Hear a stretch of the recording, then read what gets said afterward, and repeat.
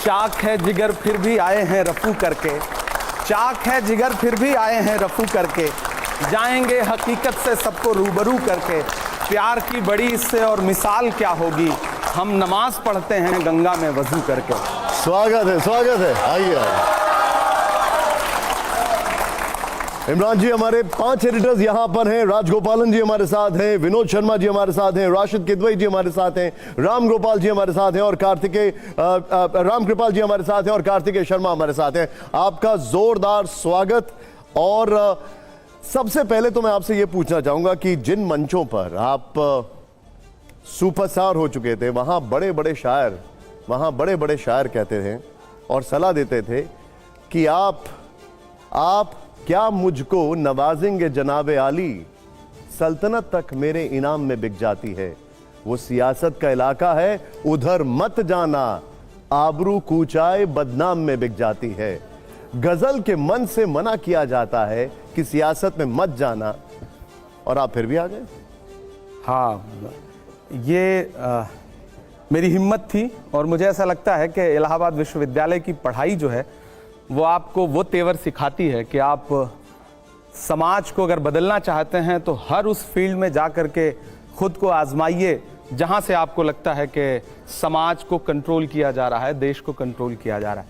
मुझे एक वक्त के बाद लगा कि मंच अब जब मंच ही कंट्रोल हो रहा है तो फिर वहां चलो जहां से मंच कंट्रोल हो रहा है, जहां से कलम को कंट्रोल किया जा रहा है। तो मैंने बुद्धिसेन शर्मा जी को कभी सुना था, उनका एक शेर था कि दिए बुझाती शोलों को भड़काती है, आंधी को भी दुनियादारी आती है, यार सियासत की गलियों में मत जाना, नागन अपने बच्चों को खा जाती है। हम इलाहाबाद में उनका एक शेर ये भी सुन रहे थे तो हम राहत इंदौरी को भी सुन रहे थे कि यारों के भी दांत बहुत जहरीले हैं, तो हमको भी सांपों का मंतर आता है। तो हमने सोचा चलते हैं और मंतर आजमाते हैं, तो सियासत की दुनिया में आ गया। एक हमारे साथ एडिटर साहब हैं जिन्होंने इस फैमिली को कवर किया है, काफी सीनियर जर्नलिस्ट है। विनोद जी, आपका सवाल। मेरे को नहीं, मैं उस पार्टी को कवर किया है। शो नहीं, मैं एक सवाल ये पूछना चाहता हूँ कि आपने कुछ नज्म लिखी है कोई राहुल गांधी पे या प्रियंका गांधी पे? नज्म मतलब मैंने 4 मिसरे लिखे हैं, मैं भारत जोड़ो यात्रा के दौरान मैंने नज्म लिखी। सवाल नहीं, मैं इंतजार कर रहा हूँ कि वो सुनाए, उसके बाद मैं अपना सवाल पूछूंगा। मैंने 4 मिसरे कहे थे। मैं तरन्नुम में सुनाऊं या तहत में सुनाऊं? तरन्नुम में सुनाओ। तरन्नुम में सुनाना। खौफ नहीं जिसे मुरझाने का, मैं उस गुल के साथ खड़ा हूं। मैं जो बात कह रहा था कि जो साहस है उनमें, खौफ नहीं जिसे मुरझाने का, मैं उस गुल के साथ खड़ा हूँ। कैसा भी दौर आए लेकिन मैं राहुल के साथ खड़ा हूँ। कल भी खुल के साथ खड़ा था, आज भी खुल के साथ खड़ा हूँ। कैसा भी दौर आए लेकिन मैं राहुल के साथ खड़ा हूं। और बहुत महत्वपूर्ण बात यह, मैं इससे जुड़ा एक वाकया सुनाऊंगा। हम तमाम सांसद प्रोटेस्ट कर रहे थे, साल भर पहले की बात है, और हम एक साथ 70 से ज्यादा सांसद डिटेन किए गए। किंग्सवे कैंप थाने में हम सारे लोग रखे गए, उसमें राहुल जी भी बैठे थे। पहली बार राहुल जी ने आज तक कभी मुझे मंच पे नहीं सुना है, और मैं पूरे देश को बताना चाहता हूं कि राहुल जी ने इतनी मुलाकातों में मुझे सांसद बनाया, टिकट दिया, नेता बनाया, लेकिन कभी उन्होंने मुझसे ये नहीं पूछा कि इमरान तुम्हारे पिताजी क्या करते हैं, तुम्हारे पिता का नाम क्या है। ये बहुत बड़ी बात मैं कह रहा हूं। यहां जन्म कुंडली निकाली जाती है किसी को कुछ देने से पहले।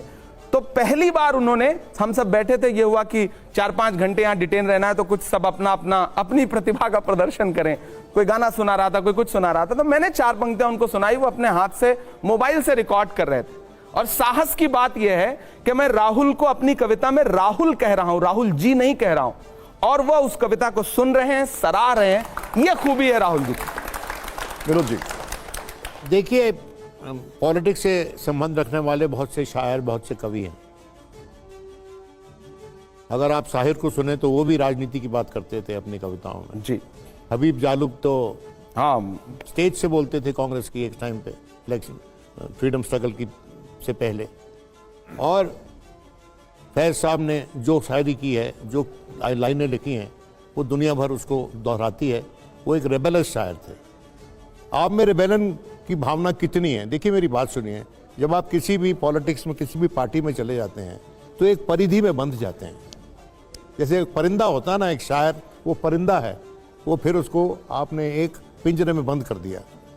आप पिंजरे का कर्तव्य निभा सकते हैं? बहुत अच्छा सवाल आपने पूछा है। वसीम साहब का एक शेर है कि कौन सी बात कहां कैसे कही जाती है, यह सलीका हो तो हर बात सुनी जाती है। मैं खुशनसीब हूं कि मैं इलाहाबाद विश्वविद्यालय का पढ़ा हूं और हिंदी साहित्य से मैंने परास्नातक किया है, पोस्ट ग्रेजुएशन किया है।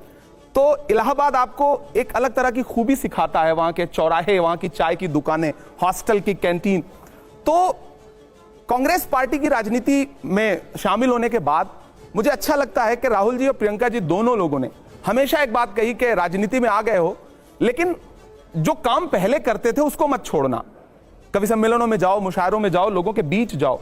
वो आपको मतलब 100% एकदम राजनीतिक नहीं बना देना चाहते हैं। वो चाहते हैं आपके अंदर का साहित्य जिंदा रहे। और मैं हमेशा से, आज भी मैं उसी तेवर के साथ कविताएं लिख रहा हूं, उसी तरह से पढ़ रहा हूं। जिन मुद्दों पे मैं पहले बोला करता था, सियासत और सत्ता की आंख से आंख मिला करके, मैं आग से लड़ने निकला हूं, अंगारों से क्या डरना। मैं शायर हूं, एक शायर को सरकारों से क्या डरना। मैं लड़के बोल रहा हूं। और मैं आपसे भी गुजारिश करूंगा, जहां भी आपको लगे कि मेरी कलम में धार कम हो रही है, आप मुझे बताइएगा। आप हमारे बड़े हैं, बुजुर्ग हैं, कान पकड़िएगा और कहिएगा कि थोड़ी धार और लाओ, कुंद हो रही है। तो मैं आपसे वादा कर रहा हूं कि मैं आपके पाले में खड़ा मिलूंगा। आपका कर्तव्य है अपने नेताओं का कान पकड़ना भी, बहैसियत शायर। एक बड़े शायर, बड़े हिंदी के कवि होते थे, उन्होंने पंडित जी के मरने के बाद, पंडित जवाहरलाल नेहरू, इतना आइकॉनिक फिगर, उनके देहांत के बाद लाइनें लिखी थी। टिक टिक टिक टिक टिकर बोला, पंडित जी नहीं रहे, पर जब तक रहे प्रधानमंत्री रहे। बड़ा कटाक्ष है ये। आपका उस पर रिएक्शन? जिन्होंने कविता, आप जिन कवि का जिक्र कर रहे हैं, मैं उनके साहस को भी सलाम करूंगा और कांग्रेस पार्टी और बाद के नेताओं की सहनशीलता और साहित्य के प्रति उनके सम्मान का भी शुक्रिया अदा करूंगा। आज आप लिख दें तो स्थिति यह है कि कहीं पत्रकार जेल भेजे जा रहे हैं, कहीं कलमकार जेल भेजे जा रहे हैं। उस समय लोग सुनते थे। नेहरू जी कवि सम्मेलनों में जाके बैठते थे और कवि सम्मेलन सुनते थे, सामने से अपनी आलोचना की कविताएं सुनते थे, मुशायरा सुनते थे। मेरे दो सवाल हैं आपसे इमरान जी। पहला सवाल यह है कि संभल का मसला बहुत गर्म है उत्तर प्रदेश में, तो उस पर आपकी पार्टी और आपका क्या कहना है? आपको लगता है कि मामला अदालत के बाहर निपटाया जाना चाहिए? और दूसरा सवाल है कि आपकी पार्टी, एक ज़माने में लोग कहते थे कि जात पे ना पात पे, इंदिरा जी की बात पे मोहर लगेगी हाथ पे, और अब ये राष्ट्रीय पार्टी जाति पे वोट मांग रही है। ये दो सवाल मैं आपसे पूछ रहा हूँ। पहली बात तो ये कि कांग्रेस पार्टी जाति पे वोट नहीं मांग रही। आपका पहला सवाल है कि संभल के मुद्दे पे आपका क्या कहना। यहाँ तमाम युवा साथी बैठे हैं, हम किस धर्म से हैं, किस मजहब से हैं, इससे हट के एक बात मैं कहना चाहता हूं कि संभल के मुद्दे का हल कैसे होना चाहिए। इससे महत्वपूर्ण यह है कि वो जो 5 नौजवान मारे गए, उनके बारे में तो कोई बात ही नहीं कर रहा है। ऐसा नैरेटिव बना दिया गया कि चर्चा जो है ये हो रही है कि आज पुलिस प्रशासन ने ये बयान दिया, आज ये दिया। जिस दिन से वो 5 बच्चे, नौजवान बच्चे, न साजिश थी न कोई जंग का ऐलान लिखा था, बुझी आंखों में एक मासूम सा अरमान लिखा था, जिसे दंगाई कह के सीधे गोली मार दी तुमने, उसी मजदूर के सीने पे हिंदुस्तान लिखा था। मैं बहुत भावुक हूं। क्या किसी ने एक संवेदना का शब्द, सत्ता में बैठे हुए किसी एक व्यक्ति ने एक संवेदना का शब्द बोला है? 5 लाशें उठी हैं। इधर 26 नवंबर को महामहिम राष्ट्रपति महोदया संसद में भाषण दे रही थी, मैं सामने बैठा हुआ था, और 162 किलोमीटर दूर संसद से संभल में 5 जनाजे एक साथ उठ रहे थे। छोड़ दीजिए वो हिंदू थे या मुसलमान थे, विजुअल है इस बात के ना कि पुलिस गोली चला रही थी। मैं भी यहां बैठ के बात कह रहा हूं। अगर पुलिस ये कहती है कि वो पत्थर मार रहे थे, तो उन लड़कों को किसने मारा उसका विजुअल आपके पास कहां है? पुलिस जो नैरेटिव बना दे। डीएम प्रेस कॉन्फ्रेंस कर रहे हैं, कमिश्नर प्रेस कॉन्फ्रेंस कर रहे हैं, सत्ता के शीर्ष पे बैठे एक शब्द नहीं बोल रहे हैं। क्या इंसानों की जान की कोई कीमत नहीं है? सदियों से यहीं पर रहता है, जाने कितने दुख सहता है। भीगी पलकों से एक बेटा भारत मां से ये कहता है, पुरखे हम सबके गोद में तेरी खाक ओढ़ के लेटे हैं, मां हम भी तेरे बेटे हैं। है ना? इमरान साहब, बीजेपी कह रही इस है, पे कोई बात ही नहीं कर रहा है। मुझे हैरत है, ये निकल आया, वो निकल आया। यहां आज भी, कल भी संसद में संविधान पे बहस हो रही है और वहां बुलडोजर चल रहा है। अच्छा, कोई बात नहीं करेगा इस पे, मीडिया भी बात नहीं करेगी, राजनीतिक दल भी बात नहीं करेंगे। कितना, मतलब मैं एक बतौर इंसान, एक देश का एक जिम्मेदार नागरिक, पढ़ा लिखा व्यक्ति, मैं सवाल पूछता हूं, सत्ता क्यों चुप है? संवेदना के एक शब्द भी क्यों नहीं? हमारी पार्टी का स्टैंड क्लियर है। राहुल गांधी जी गए, जा रहे थे, उनको जाने नहीं दिया गया। नेता प्रतिपक्ष को क्या अब यह भी अधिकार नहीं रह गया है कि वो जाकर के पीड़ितों से मिल सके? मुझे देश से पूछना है, क्यों नहीं मिलने देंगे? क्या छुपाना चाहते हैं? आपने राहुल गांधी का जिक्र किया, वो पीड़ित परिवार के साथ मिलना चाह रहे थे। यहां पर बीजेपी बार बार यह आरोप लगा रही है कि कांग्रेस एक लाइन नहीं ले रही, वो ये नहीं बता रही कि आखिर वो है किसके साथ। भाजपा किसके साथ है, सवाल मेरा है। सरकार किसके साथ है? नहीं, वो तो खुल के कह रहे हैं कि हम मंदिर के साथ। हाथ रख करके कसम खाने वाले लोग किसके साथ खड़े हैं? संविधान के साथ, या किसी धर्म के साथ, किसी इंसान के साथ, किसी जाति के साथ, किसी मजहब के साथ? इंसान के साथ क्यों नहीं? पीड़ितों के साथ क्यों नहीं? योगी जी कह रहे हैं खुलकर कि अगर वहां पर विष्णु का 10वां अवतार होगा तो हम वहां पर उसी के साथ हैं। अवतार हो, उससे किसको इनकार हो सकता है? भगवान का अस्तित्व सब स्वीकार करते हैं, लेकिन इंसान का अस्तित्व भी तो स्वीकार करिए सत्ताधीश महोदय। ठीक है, राशिद साहब। इमरान साहब, आप एक बहुत ही लोकप्रिय शायर हैं। आपने राजनीति में कुछ चुनौतियां देखते हुए आप उसमें सामने आए और आप उसको, कांग्रेस ने आपको राज्यसभा में महाराष्ट्र से आपको लेके आई। लेकिन क्या वजह है कि आपने मोहब्बत की दुकान शामिल करी, मोहब्बत की दुकान में आप शामिल हुए और उस बात को आपने आगे बढ़ाया, लेकिन जब बटेंगे तो कटेंगे की बात आई महाराष्ट्र में और एक है सेफ है, वहाँ जो कांग्रेस का पूरा ये जो मोहब्बत की दुकान थी वो एक तरीके से बैठ गई, फ्लॉप हो गई। आप एक लोगों के बीच में जाते हैं, आपने वहाँ सभाएं भी की थी, लोग भी आए थे, क्या वजह आपको नजर आती है कि आपकी दुकान नहीं चली और बटेंगे वो कटेंगे वो चल गया? बहुत शुक्रिया। रशीद किदवई साहब बहुत सीनियर हैं, कई बड़ी किताबें लिखी हैं उन्होंने, राजनीति के बड़े जानकार हैं। देखिए, मैं आया, मोहब्बत की दुकान में शामिल हुआ। मैं खुद को खुशनसीब समझता हूं कि मैं नफरत की दुकान में शामिल नहीं हुआ, और किसी को भी नफरत की दुकान की तरफ नहीं जाना चाहिए, वो राजनीति हो या कोई भी क्षेत्र हो। मैं मोहब्बत की दुकान की तरफ शामिल हुआ। आप क्या कहना है कि महाराष्ट्र में वो दुकान क्यों नहीं चली? हाँ, नहीं चली। मैं भी हैरान हूं। मैंने 30 के आसपास सभाएं की। मैं झारखंड में भी चुनाव प्रचार में था और मुझे तो ग्राउंड पे झंडे भी नहीं दिख रहे थे जो पार्टी अभी वहां सत्ता में आई है। सच्चाई है, जो क्राउड उमड़ के आ रहा था, लोग स्वतः जिस तरह से सामने आ रहे थे, हम सब आशान्वित थे। हरियाणा का रिजल्ट तो सत्ता जिनकी आई है उनके लोगों को हजम नहीं हो रहा है कि हम कैसे जीत गए। हरियाणा में भी मैं चुनाव प्रचार में था, तो कुल मिला के वो रिजल्ट सब वहां के गांव के लोग प्रोटेस्ट कर रहे हैं। ऐसे ऐसे गांव हैं, मैं चूंकि वहां से सांसद हूं महाराष्ट्र से, वो खुद कह रहे हैं कि भाई पूरे के पूरे गांव ने, अधिकांश लोगों ने कांग्रेस को वोट दिया, शिवसेना उद्धव ठाकरे गुट के लोगों को वोट दिया। वो वोट गए कहां? ग्रामीण प्रोटेस्ट कर रहे हैं और फिर वहां कर्फ्यू लगा दिया जा रहा है उन्हें। मॉक पोलिंग का जो एक उन्होंने कॉन्सेप्ट निकाला था मकरवाड़ी में, वो नहीं करने दिया गया। हम भी हैरान हैं। दूसरी बात यह कि मोहब्बत की दुकान अगर एक बार नहीं खुल सकी या मोहब्बत के फूल अगर मुरझा गए, तो फिर इसका मतलब ये थोड़ी है कि हम पतझड़ के साथ चले जाएंगे। हम फिर से बहारें लाने की कोशिश करेंगे, हम फिर से फूल खिलाने की कोशिश करेंगे। ये तो एक मुसलसल जंग है, ये नफरत और मोहब्बत के बीच एक जंग है। अगर हम यहाँ तमाम युवा साथी बैठे हैं, आपका पहला प्यार अगर कहीं से आपसे रूठ जाता है, दूर हो जाता है, तो जिंदगी खत्म थोड़ी हो जाती है। हम आगे बढ़ते हैं, नए प्यार तलाशने की कोशिश करते हैं। 2025 संविधान का अमृत वर्ष है। 75 साल पूरे हो रहे हैं। अच्छा होता कि हम दुनिया के सबसे बड़े लोकतंत्र का जश्न मनाते, लेकिन संसद में हुआ कुछ और। निशांत जी, मैं युवा हूं और मैं हर दिन 8 घंटे 9 घंटे रोज सदन में मौजूद रहता हूं। 100% मेरी अटेंडेंस रहती है। मैं एक अच्छे सांसद की तरह मैं सीखने और समझने के लिए वहां पे जाता हूं। मैं पिछले 2 दिन से संविधान पे बहस सुन रहा हूं। आप विश्वास करें, मतलब सिर्फ आरोप प्रत्यारोप है। गृह मंत्री जी कल भाषण दे रहे थे और जिस अंदाज में उन्होंने अंबेडकर जी को, जिस अंदाज में उन्होंने कहा ना कि आज एक फैशन हो गया अंबेडकर अंबेडकर अंबेडकर, अगर इतनी बार भगवान का नाम लेते तो 7 जन्मों के लिए स्वर्ग मिल जाता। देश के गृहमंत्री की यह भाषा होनी चाहिए? नहीं होनी चाहिए। इस देश के दलितों के लिए, पिछड़ों के लिए अंबेडकर भगवान ही हैं। भगवान मानता है उनको। इस देश की महिलाओं को जो अधिकार दिया है उन्होंने, वो भगवान जैसा ही है। तो मुझे लग रहा है, आप कह रहे हैं कि जश्न मनाना चाहिए, तो मेरा भी मन करता है कि मैं जश्न मनाऊं।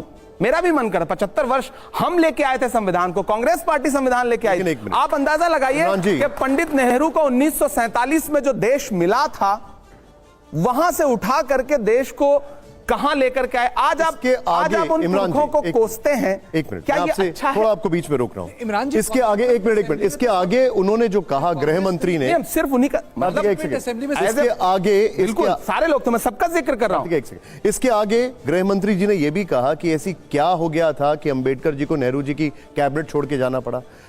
इसके आगे भी तो उन्होंने बहुत कुछ कहा।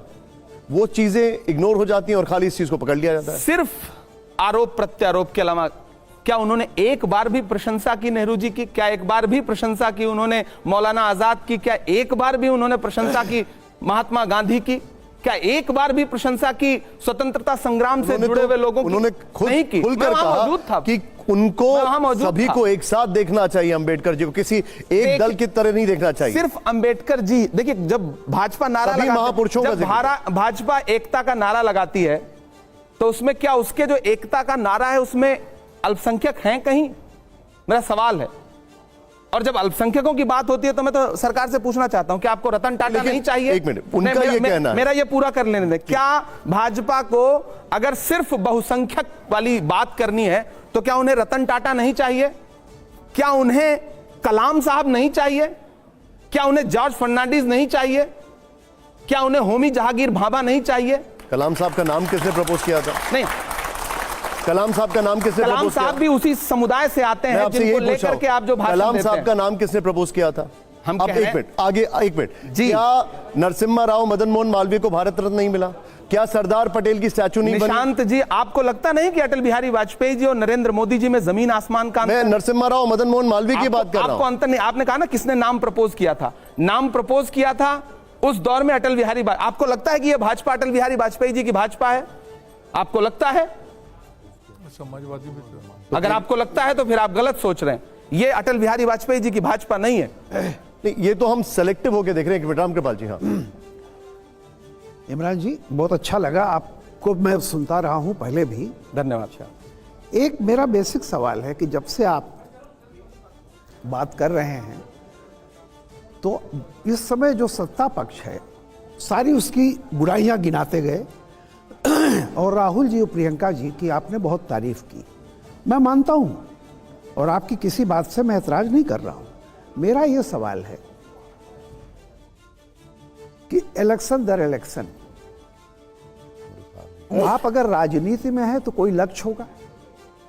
पहली बात तो मैंने कई नेताओं से, कांग्रेस के वरिष्ठ नेताओं से पूछा कि आपका लक्ष्य क्या है। जैसे इंदिरा गांधी कहती थी कि सत्ता में पहुंचना है। दिग्विजय सिंह से मैंने पूछा तो उन्होंने कहा कि हमारा लक्ष्य बीजेपी को हराना है। एक और जयराम रमेश से मैंने पूछा, उन्होंने कहा बीजेपी को हराना है। तो पहली बार तो मैं आपके मुंह से सुनना चाहता हूं कि राहुल और प्रियंका जी का लक्ष्य क्या है, और अगर लक्ष्य हराना है तो मैं ये पूछ रहा हूं कि बार बार आप इसमें फेल क्यों होते हैं। तो एक चीज रणनीति की गलती है या आप जनता का विश्वास नहीं जीत पा रहे हैं? कोई कमी तो होगी आप लोगों में ना। ठीक है सर, कि जिसका कारण आप बराबर विफल हो रहे हैं। ठीक है। बहुत अच्छा सवाल है आपका। मैं बचपन में मुनव्वर राना का एक शेर सुना करता था कि शरीफ इंसान क्यों आखिर इलेक्शन हार जाता है। किताबों में तो ये लिखा है रावण हार जाता है। हाँ, हम इलेक्शन हार जा रहे हैं।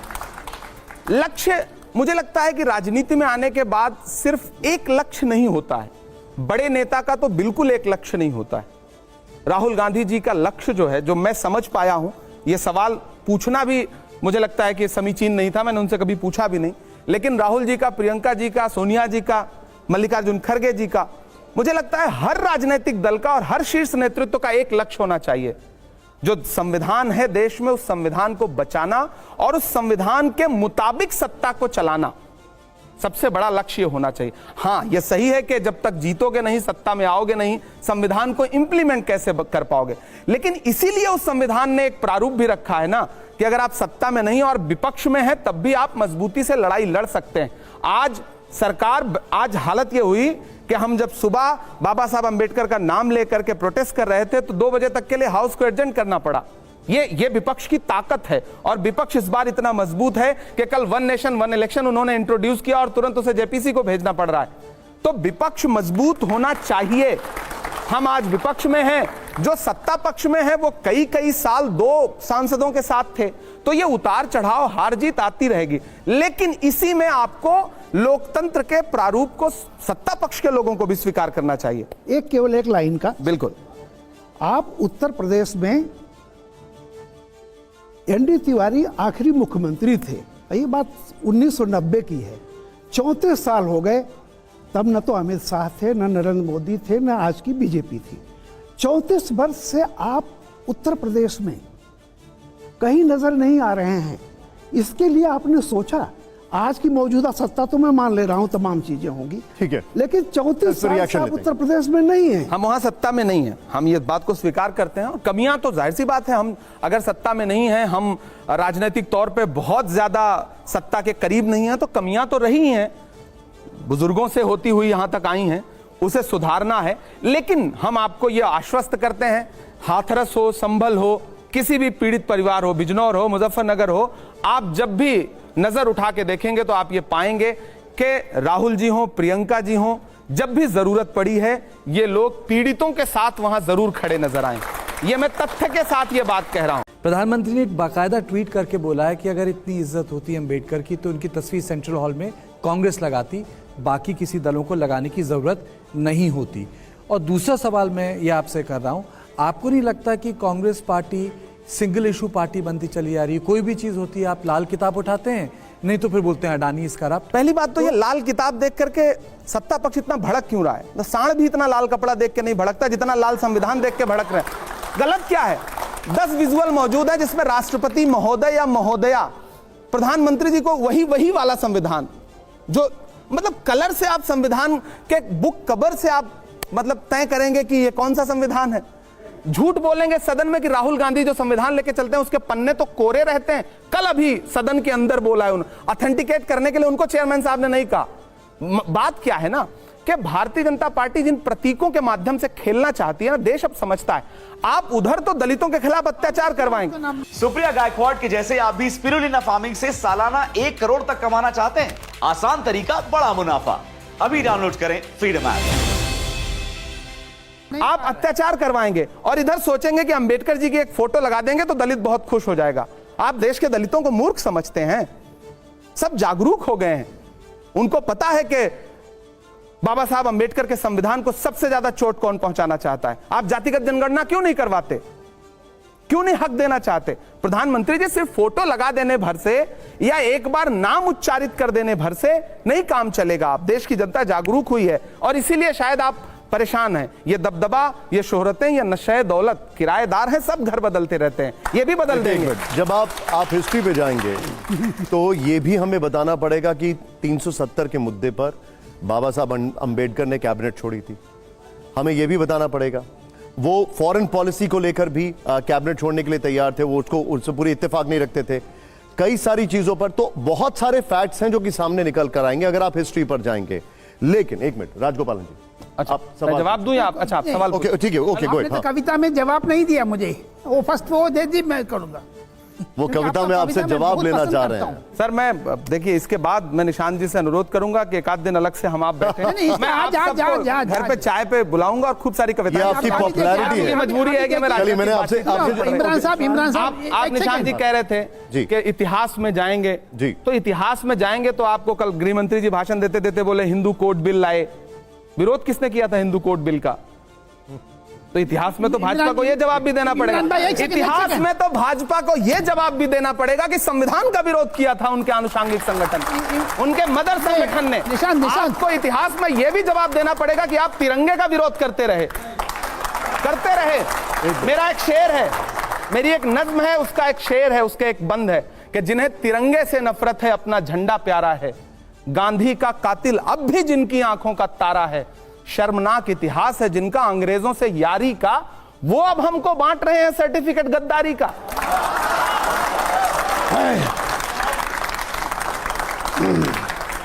इमरान जी, बहुत अच्छे अंदाज में आपने वर्तमान सत्ता की बखिया उधेड़ी है और समाज की जो समस्याएं हैं।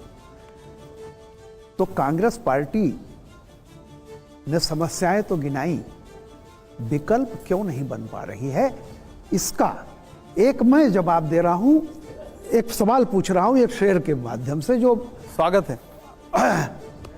यह है कि आप थोड़ा सा ध्यान दीजिए। सुना है लूट लिया है किसी को रहबर ने, यह वाकया तो आपकी दास्तां से मिलता है। इसलिए कि शरद पवार से लेकर के ममता बनर्जी, और अभी आप कह रहे थे कि नई संसद क्यों बनाई, कल ही उमर अब्दुल्ला ने कहा है कि बहुत अच्छा काम किया है नई संसद बना के मोदी ने, ये अखबारों में भी आया है। वहां से लेके ममता बनर्जी सारे ये जो आपके सहयोगी हैं, यही वो रहबर तो नहीं है मेरा। नहीं, देखिए सर, सबसे पहली बात ये कि बहुत सारे मुद्दे हैं कि जिस पर हमारे सहयोगी दल जरूरी नहीं कि मतलब हमारे जैसी ही राय रखते हो, लेकिन जब बड़ा कॉज सामने होता है, जब बड़ी बात सामने होती है, तो उस मुद्दे पर आपको एकजुट दिखते हैं। मुझे बताइए, क्या भाजपा गठबंधन के सारे लोग एक जैसा दिखते हैं?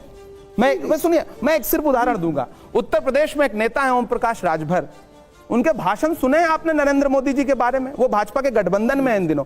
जीतन राम मांझी दी भाजपा की कैबिनेट में, नरेंद्र मोदी जी की कैबिनेट में है। भगवान श्री राम को लेकर, मर्यादा पुरुषोत्तम राम जी को लेकर के उनके वक्तव्य सुने हैं आपने? भाजपा ऑफिशियल स्टेटमेंट जारी करके बताए कि क्या वो मांझी के बयान से सहमत है? नहीं, बिल्कुल सही है। आपकी बगले झांकने लगेगी भाजपा। होता क्या है ना कि आप बहुत सारे मुद्दों पे, आपकी राज्य की जो राजनीति है और सेंटर की जो राजनीति है, दोनों के मुद्दे अलग हैं।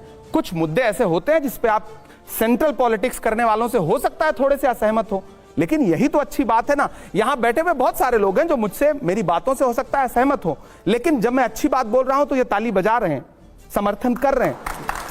दरअसल इतनी ही उदार होनी चाहिए राजनीति। हां, हम जीते नहीं, लेकिन यह भी सच है कि 2024 के चुनाव में 400 पार का नारा लगाने वाले लोग 240 पे आके अटक गए, और यह अटकना ही है कि आज संविधान के 75 सालों का जश्न मन रहा है, वरना जश्न न मन रहा होता, कई अमेंडमेंट अब तक हो रहे होते। और ये जो आज बाबा साहब अंबेडकर को लेकर के अहंकार भरी बात बोलने का साहस आया है, ये भी आया है क्योंकि महाराष्ट्र और हरियाणा येन केन प्रकारेण जीत गए, वरना ये जबान भी ना निकलती, ये भाषा भी ना इस्तेमाल होती। तो राजनीति में होता है, हां, लेकिन फिर भी हम एक मजबूत विपक्ष की तरह लड़ रहे हैं, लड़ते रहेंगे, और इतिहास ये कहेगा जीत हार अपनी जगह है। मैं डरा नहीं, मैं झुका नहीं, कहीं छुप छुपा के खड़ा नहीं। जो डटे हुए हैं महाज पर, मुझे उन सफों में तलाश कर। हम लड़ रहे हैं, राहुल गांधी जी लड़ रहे हैं। इमरान साहब, जी एक मिनट, राशिद साहब सर, हाँ please go ahead. Vinod ji, Imran साहब, आप अच्छी बात करते हैं, लेकिन जब हम संसद देखते हैं और बरसों से देख रहे हैं, जो आज की संसद है तात्कालीन, जो आपका पक्ष है जिसके पास वो इंस्टीट्यूशनल मेमोरी है संविधान के बारे में, उससे ज्यादा इंस्टीट्यूशनल मेमोरी तो किसी पार्टी के नहीं है। बिल्कुल सर। लेकिन जब बहस हुई तो हमारे मित्र जो अभी आपको इंगित कर रहे थे, फर्स्ट अमेंडमेंट जो कि प्रोविजनल पार्लियामेंट लाई थी, ये कथन गलत है कि बिना किसी पार्लियामेंट के वो आ गई थी। इट वॉज प्रोविजनल पार्लियामेंट, जो कॉन्स्टिट्यूएंट असेंबली ने अपने आप को प्रोविजनल पार्लियामेंट में तब्दील किया था। और फर्स्ट अमेंडमेंट वॉज अगेंस्ट जमींदारी पता and reasonable restriction on freedom of speech, जो आज तक हैं, किसी ने हटाया नहीं। आप लोग उस वक्त तुरंत जवाब क्यों नहीं देते?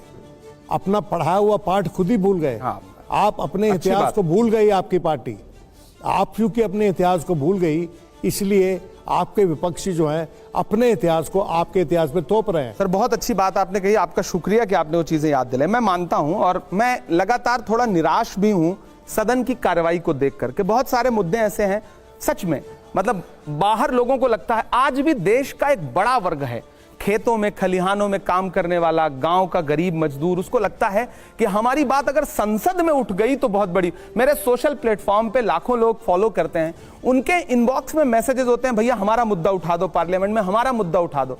हालत यह है कि इस पूरे सत्र में 0 आवर लगाते रहे, स्पेशल मेंशन लगाते रहे, मैं एक शब्द नहीं बोल पाया हूं पूरे पार्लियामेंट में। क्यों? क्योंकि संसद चली ही नहीं। जब संसदीय मर्यादा और संसदीय लोकतंत्र को मतलब एकदम से मिसमार किया जा रहा हो, तो हां, बाहर हम जवाब नहीं दे पा रहे हैं कि हम बोल क्यों नहीं रहे। सच्चाई यह है कि कहा गया है, सुना गया है, कोई न बोले। ज़बां दराजों को मशवरा है, कोई न बोले।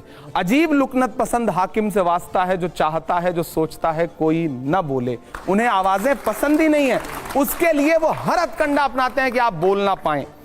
लेकिन मुझे खुशी है कि एक नई पीढ़ी आई है जो लड़ भिड़ के बोलने की कोशिश कर रही है, और हम आपको आश्वस्त करते हैं सर, आप अपनी इन्हीं जागती आंखों से संसद में लड़ते और बोलते हुए देखेंगे हम लोगों को, ये हम आपको विश्वास दिलाते हैं। 2014 याद है आपको, जब प्रधानमंत्री जी पहली बार प्रधानमंत्री बनकर के देश की संसद में आए थे, तो सर आप लोगों को याद होगा, उन्होंने संसद की सीढ़ियों पे माथा टेका था। फिर 10 साल के अंदर उन्होंने संसद ही बदल दी। इस बार संविधान को माथा टेका है। अगर संविधान को खतरा नहीं है तो मुझे खुल के बताए भाजपा ना, लल्लू सिंह पर, ज्योति मिर्धा पर, अनंत हेगड़े पर, अरुण गोविल पर क्या कार्रवाई किया? खुल के कह रहे थे ना कि हमें बहुमत दीजिए, हमें संविधान बदलना है। क्यों बदलना चाहते हैं आप संविधान? एक मिनट, क्यों बदल? वो सवाल उठता है ना, कोई कार्रवाई नहीं की उन्होंने। बार बार अभी जो उनका एक पॉइंट ऑफ व्यू है वो ये है कि 16 साल में हमने 22 बार संशोधन किया और आप लोगों ने तो 75 बार किया, हमने तो कभी नहीं कहा ये सब। आप ये 22 बार में बार बार आपने एक यहां पर लाइन सेट कर दी है कि देश खतरे में है, संविधान खतरे में। नहीं, खतरे में अगर नहीं है तो मैं पूछ तो रहा हूं ना कि आपने उन 4 नेताओं, जो चारों बड़े नेता, अनंत हेगड़े उनके बड़े नेता हैं, लल्लू सिंह फैजाबाद अयोध्या से सांसद थे, वो हार गए, उनका भाषण सुनिए आप। अरुण गोविल, जिनको मुंबई से ला करके मेरठ से चुनाव लड़ाया गया, उन्होंने कहा, क्यों कहा था? क्या कभी नरेंद्र मोदी जी ने, जेपी नड्डा जी ने, अमित शाह जी ने उन अपने नेताओं को बुला के कहा कि आपने क्यों कहा यह बात कि हमें संविधान बदल? हम क्यों ना कहें कि खतरे में है? खतरे में नहीं है। अगर खतरे में नहीं है तो मुझे बताइए ना कि लोग मारे जा रहे हैं। मध्य प्रदेश में एक जिला है सीधी, वहां पे प्रवेश शुक्ला नाम का एक व्यक्ति एक आदिवासी के मुंह पे खुलेआम पेशाब करता है, उसके विजुअल देश के सामने जाते हैं। खतरे में नहीं है तो और क्या है? ये खतरा ही तो है। खतरा और क्या होता है? अगर लोग खतरे में हैं, नागरिक खतरे में हैं, तो खतरा ही तो है ना। अगर आनुषंगिक संगठन भारतीय जनता पार्टी के खुलेआम जिस भाषा का इस्तेमाल करते हैं, प्रधानमंत्री जी एक शब्द बोलते हैं उस पे, आप मुझे बताइए ना। मैं बहुत नेता बन के बात नहीं कर रहा हूं, मैं एक साहित्यकार और एक इंसान बन के बात कर रहा हूं। अगर आप ये नेता, जिस राहुल गांधी जी, सिर्फ एक बात कर रहा हूं, मुझे एक बात पूरी कर ले। राहुल गांधी जी संभल के पीड़ितों से मिलते हैं, संविधान की शपथ लेने वाले गिरिराज सिंह उस फोटो को शेयर करते हुए लिखते हैं कि मीटिंग जिहाद।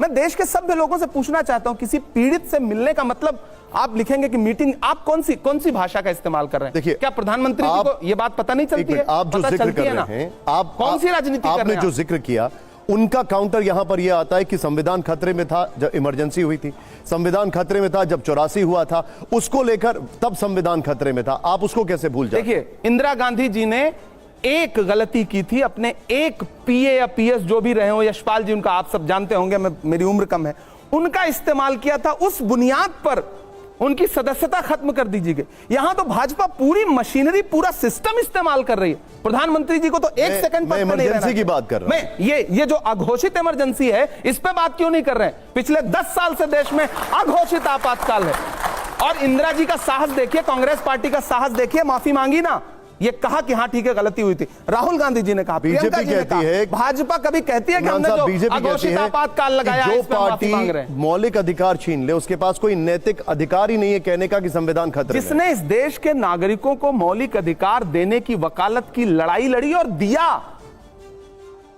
तब तो नेहरू जी के सामने मतलब भारतीय जनता पार्टी का कोई वजूद था?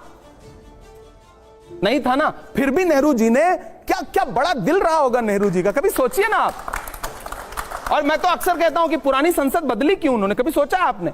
जब वो सेंट्रल हॉल जाने के लिए अंदर जाते हैं, रशीद साहब, विनोद जी, आपने देखा होगा, तो नेहरू जी की एक आदम कद मूर्ति लगी है। मुझे लग रहा है कि जब भी गुजरते रहे होंगे ना, तो नेहरू का कद असल वाला समझ में आता रहा होगा, तो उनको लगा होगा कि बदल दो। यहां पर मैं तस्वीरें दिखाऊंगा, आपको यहां खड़ा होना है, आपको यहां खड़ा होना है। यहां पर मैं तस्वीर दिखाऊंगा और आपको एक चुनना है उसमें। इमरान साहब, थोड़ा सा आपको अंदर आना पड़ेगा और इसमें आपको चूज करना ही पड़ेगा। यह हमारा आपसे रिक्वेस्ट है, बचने का रास्ता नहीं है। और जोरदार तालियां हर सवाल पर। आप लोग तैयार हैं रैपिड फायर के लिए? तैयार हैं? ओके, चलिए शुरू करते हैं रैपिड फायर राउंड का। हमारा पहला सवाल दिखाइए जरा। पहला सवाल है, उत्तर प्रदेश में लोकप्रिय कौन, राहुल गांधी जी या अखिलेश यादव जी? सबसे पहली बात तो है कि आप राहुल जी को सिर्फ उत्तर प्रदेश तक सीमित नहीं कर सकते। राहुल जी राष्ट्रीय नेता हैं।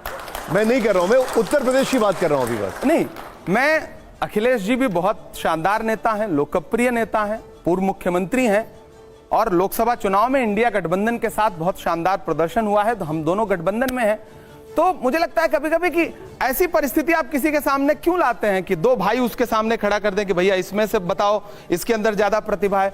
राहुल जी राष्ट्रीय स्तर पर राजनीति कर रहे हैं और अखिलेश जी हर इंटरव्यू में आपके चैनलों पे भी शायद बोल चुके हैं कि मेरा लक्ष्य जो है उत्तर प्रदेश की राजनीति है।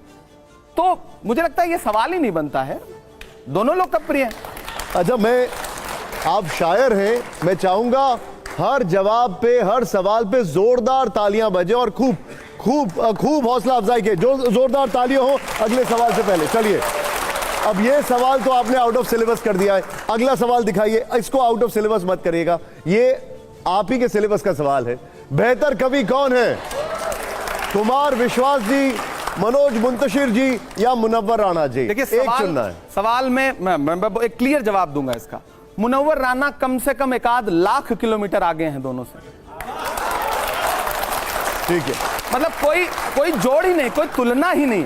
ठीक है, अभी आप जो नाम लेके सोच रहे थे कि नाम ले सकते हैं, नहीं ले सकते, हम ले लेते हैं, लेकिन जोरदार तालियां हो, जोरदार तालियां। अगले सवाल से पहले आइए जरा, दिखाइए जरा, यहां पर हमारा अगला सवाल क्या है, प्ले करिए। बेहतर उद्योगपति कौन, गौतम अडानी या जॉर्ज सोरोस?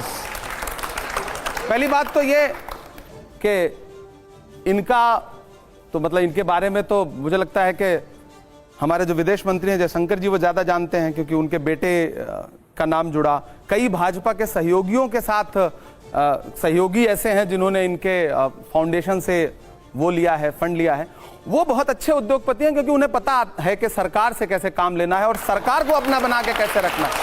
मतलब दोनों में बेहतर कौन देश है? का प्रधानमंत्री जिसके लिए काम करे उससे बड़ा उद्योगपति कौन हो सकता है? ठीक है, आप इन दोनों में से एक को किसको चुनेंगे? नहीं मतलब भाई, हम इन दोनों में से तो कोई भी मुझे गोद ले ले, मैं तो खुश ही रहूंगा। ठीक है, हमारा अगला सवाल जरा प्ले करिए। अगला सवाल जो है उसके लिए जोरदार तालियां हो पहले। बेहतर नेता कौन, अतीक अहमद या मुख्तार अंसारी? दोनों जनप्रतिनिधि रहे हैं, ये कई बार के विधायक रहे हैं, वो कई बार के सांसद रहे हैं और मैं जिस क्षेत्र में इलाहाबाद विश्वविद्यालय में पढ़ता था वो फूलपुर से सांसद थे। तो दोनों हैं नहीं, तो मुझे लगता है कि दोनों अपने अपने क्षेत्र में बतौर जनप्रतिनिधि चुनिए आप। नहीं, एक को मैंने कहा ना कि मैं इस पे मैंने चूंकि मैं उस क्षेत्र में रहता था तो बहुत सारे लोग ऐसे हैं जो जिनको उनसे फायदा हुआ होगा, नुकसान हुआ होगा। दोनों की छवि अलग अलग तरीके से अलग अलग दुनिया में गढ़ी गई है। तो आप बस टच करने वाले थे फिर पीछे हट गए। कौन है बेहतर नेता? नहीं, आप मतलब आपके हिसाब से तो सवाल का जवाब नहीं दूंगा ना। बिल्कुल नहीं, अपने हिसाब से बता दीजिए। शब्द है, मैं यही तो जानना चाहता हूं, आपके हिसाब से बेहतर कौन है? नहीं, अब मुझे लगता है कि देखिए फिर से सवाल देखिए, बेहतर नेता कौन? नेता देखिए, अगर इस पैमाने पे आप जाएंगे तो वो सांसद और विधायक दोनों रहे, ये सिर्फ विधायक रहे। लेकिन मैंने कई टीवी चैनलों पे, देश के बड़े चैनलों पे इनके लिए प्रोग्राम्स देखे हैं, रॉबिन हुड वाले प्रोग्राम्स देखे हैं मैंने, चैनलों पे देखे हैं मैंने। मैं आपको उनके लिंक्स भेज दूंगा। अरे आप चैनलों पे कहां जाते हैं, आप तो खुद अनुभव करके बताते हैं। चैनल सब कुछ। चलिए, इसको भी आपने आउट ऑफ सिलेबस लगभग कर दिया। अगले सवाल के लिए जोरदार तालियां हो और हम उम्मीद करते हैं इसका जवाब हमें मिले। एक में आइए जरा, दिखाइए जरा, दिखाइए जरा, ये है बेहतर वक्ता कौन, असदुद्दीन ओवैसी या अकबरुद्दीन ओवैसी? जब मैं खड़ा हूं तो आपको ये सवाल पूछना ही नहीं चाहिए, पर्सनल चॉइस। और अभी इस सवाल में आप आउट ऑफ सिलेबस है, इन दोनों में से एक बताइए। मैंने कहा ना, जब मैं खड़ा हूं तो ये सवाल बनता ही लेकिन इन दोनों में से कौन बेहतर वक्ता लगता है? नहीं, मैंने कहा ना, सवाल बनता ही नहीं। मैं अभी तक आप सवाल को आउट ऑफ सिलेबस कर रहे थे, अभी आप आउट ऑफ सिलेबस है, इन दोनों में से बताइए। नहीं, मैं तो हमेशा प्रासंगिक हूं जब तक ये शो चलेगा, अभी आज क्योंकि मुझे से सवाल वैसे आपने उनकी बड़ी तारीफ की है कई बार, अकबरुद्दीन जी की। नो डाउट, उनके फैक्ट्स, उनकी भाषा ज्यादा बेहतर है। लेकिन मैं बात कर रहा हूं, अकबरुद्दीन जी की भी आपने कई बार तारीफ की है। मीडिया के पसंदीदा ये हैं, आपके भी हैं आपके। अच्छा ये बता दीजिए, थोड़ा सा ट्वीक करता हूं, आपके इन दोनों में से पसंदीदा कौन है? नहीं देखिए, पसंदीदा जैसा मतलब कोई शब्द मुझे नहीं लगता कि हम हमारे नेता और हमारे पसंदीदा आप पूछेंगे तो राहुल गांधी हैं। ठीक है, अब जो अगला सवाल है वो सारे एडिटर्स और सारी ऑडियंस जरूर जानना चाहेगी। जोरदार तालियों के साथ हमारा अगला सवाल पेश करिए जरा, दिखाइए जरा, दिखाइए।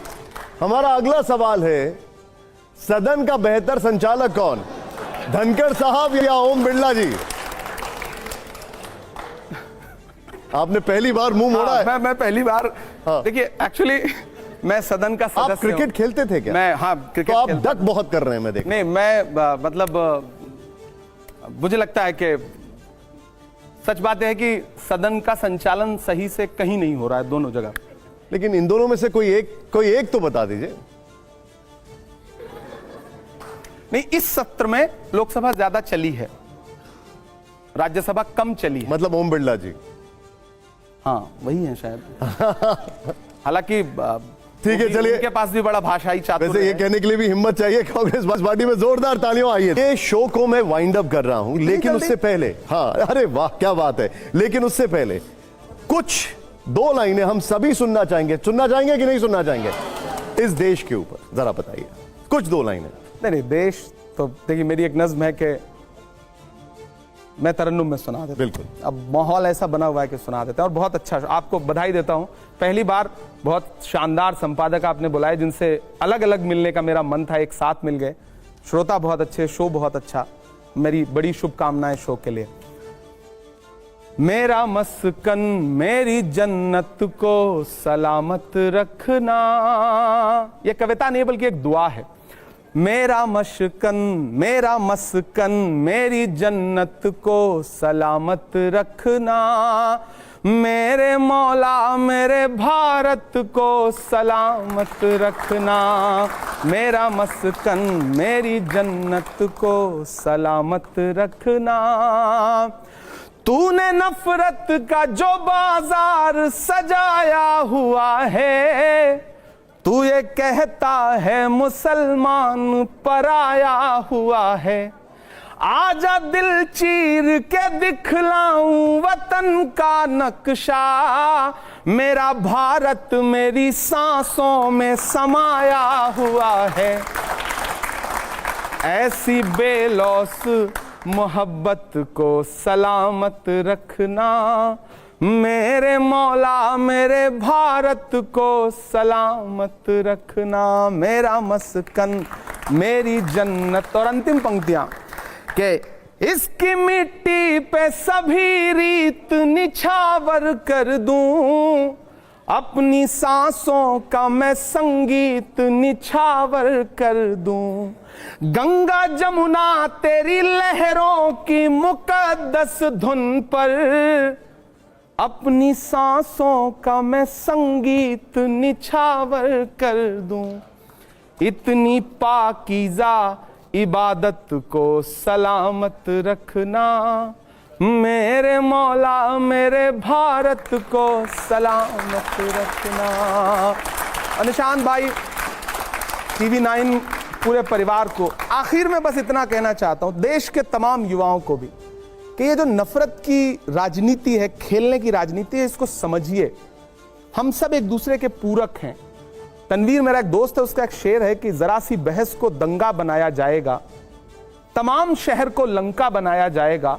हमें जलाओ ना यारों की वो कपास हैं हम, हमें मिला के तिरंगा बनाया जाएगा। बहुत खूब, बहुत बहुत शुक्रिया। देश का हिस्सा है, मिलजुल के रहते हैं, आगे बढ़ते हैं। राजनीतिक विचारधारा अलग हो सकती है, विचार अलग हो सकते हैं, लड़ना झगड़ना क्यों, सबने मिलकर देश बनाया है, देश को आगे बढ़ा। जोरदार तालियां हो। इमरान साहब बहुत बहुत शुक्रिया, thank you very much, honour to have you, thank you.